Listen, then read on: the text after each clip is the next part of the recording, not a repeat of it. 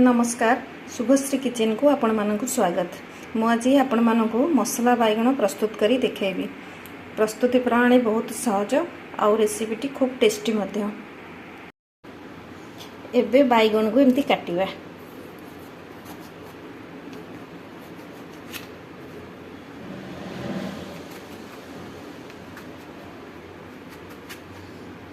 एमती 4 फाळ लेखा करके एमती काटी नेबे। एमती करी सब बैगण को एमती काटी नेबे और तापरे पानी रे पकाई नेबे।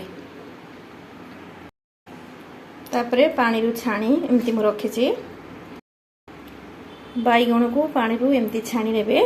तापरे अल्प लूण देई ताको भलो भाबरे एमती गोळाई नेबे।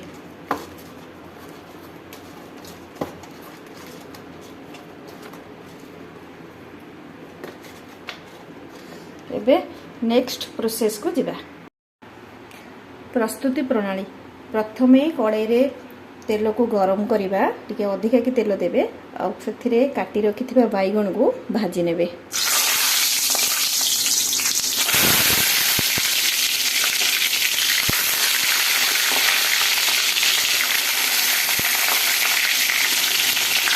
आपण चाहिले याको तेल रे छाणी मध्ये पारिबे।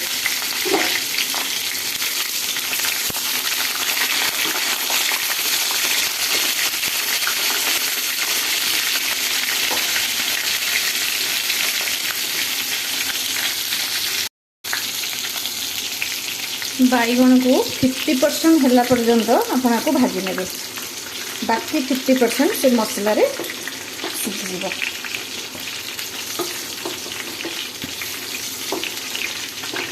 ए को काढी नबा।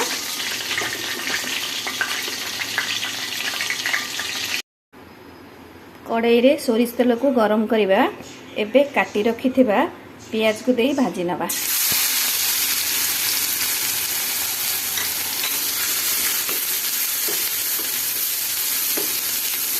लाल होगा पर्यंत एमती भाजी नवा।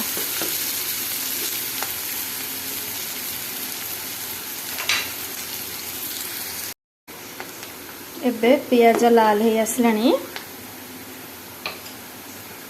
एथिरे कलर पई टिके काश्मीर लंका गुंड को दबा।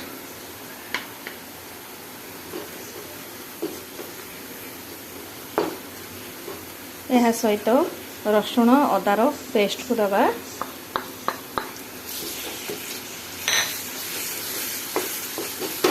ताको भल भाव एमती मिसई नवा।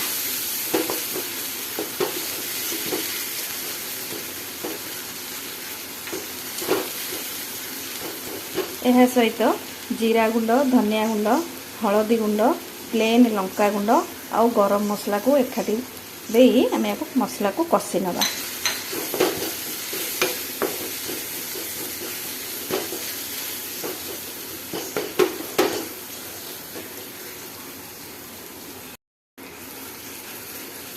एमती अल्प अल्प पानी देई आम या कषि नवा।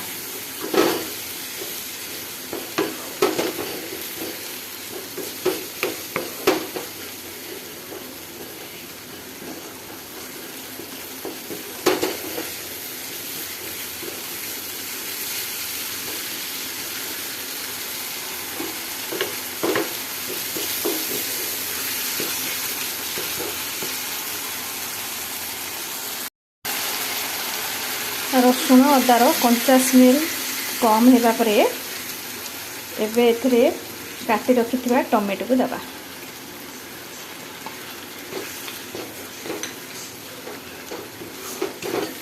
ताको भलो भाबरे एबे मसला को कषि नबा।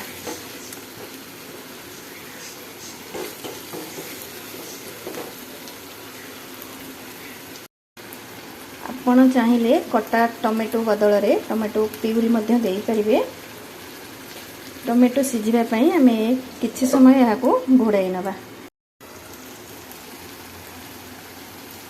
मसला रु तेल छाड़ी आसलानी। मसला अब रेडी हो जाइए। एबे एथिरे रखिथिबा बैगण को दबा।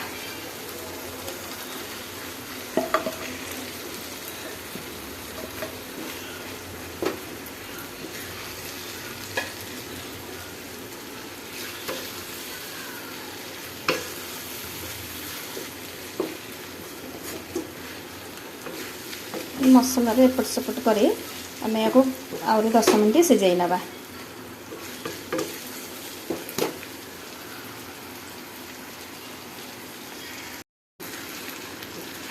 फिफ्टी परसेंट बैगन सिझी जाइए। एबे एथिरे अल्प टिके पानी दे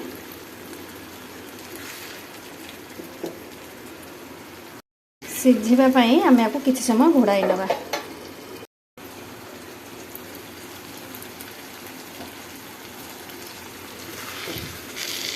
बैगन एबे पूरा सिझी जाइए।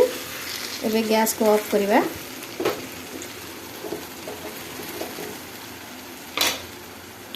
प्लेट को सर्व करवा।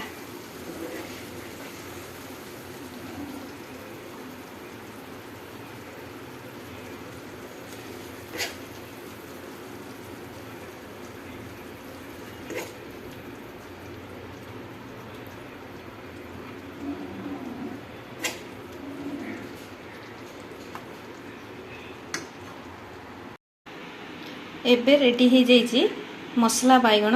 रेसिपीटी खूब टेस्टी और खूब कम समय मध्य आपण प्रस्तुत करें। रेसिपीटी आपन को केमिति लागिला कमेंट रे जणाइबे। आपण या भात सहित हेउ बा रुटी सहित हेउ खाई परिबे। आशा करुच्ची यह आपण मानकु निश्चय भल लागिबो। भल लागिले लाइक करिवे, शेयर करिवे, आउ सब्सक्राइब करने को जम्मा भी भूलिबेनी।